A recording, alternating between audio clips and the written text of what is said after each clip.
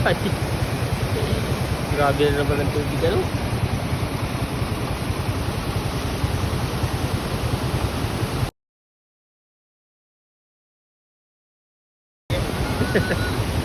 Lakas na naman ang ulan. Tara na. Parang nakakatakot tumawid ng motor.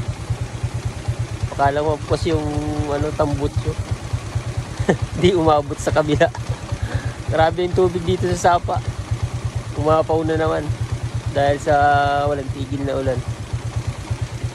Ay nako, paglalakad din pa yata ako ng malayo. Pero susubukan ko muna kung gaano kalalim.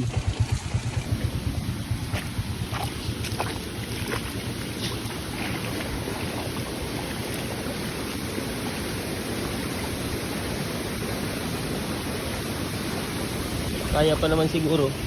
Nandito ko lang tubig. Pero tuloy-tuloy pa rin yung ulan. Siguradong mas tataas pa ito.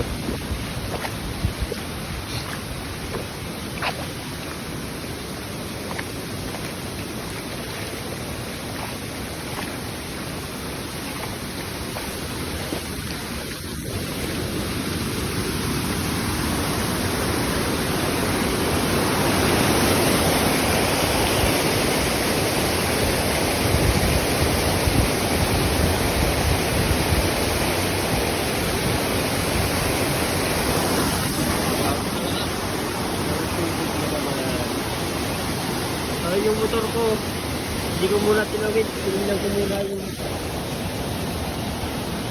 kalsada kung kakayanin. Pero mukhang kaya pa naman. Yung kalsada naging ilog na. Sobrang lakas ng tubig.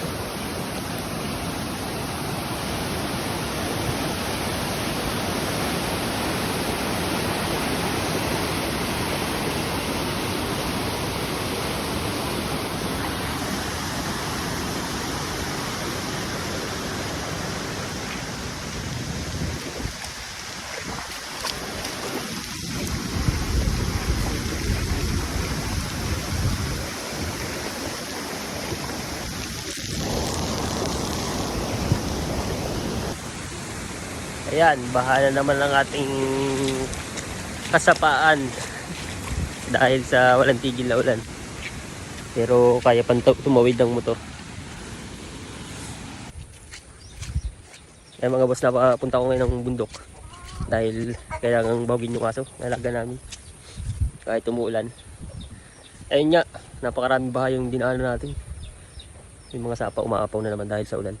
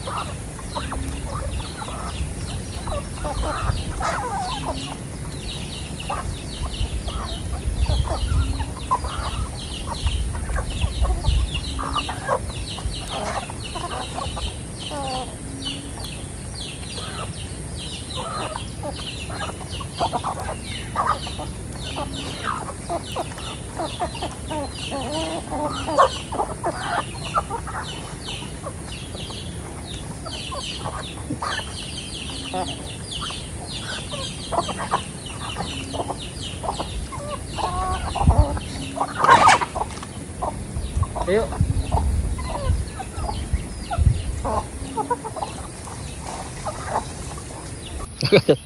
Kakatawa yung tsura nung tiyan ng aso. Lubo-lubo. Dami ba naman yung pagkain dala-dala ko. Yan, hindi na kaya ubusin. Pati yung sa inahin, lumubo na. Lug! Lug! Lug! Shhh! Iklog, lug! Tuh! Tuh! Lug! Tuh! Tuh! Bilis, kain. Nagalit.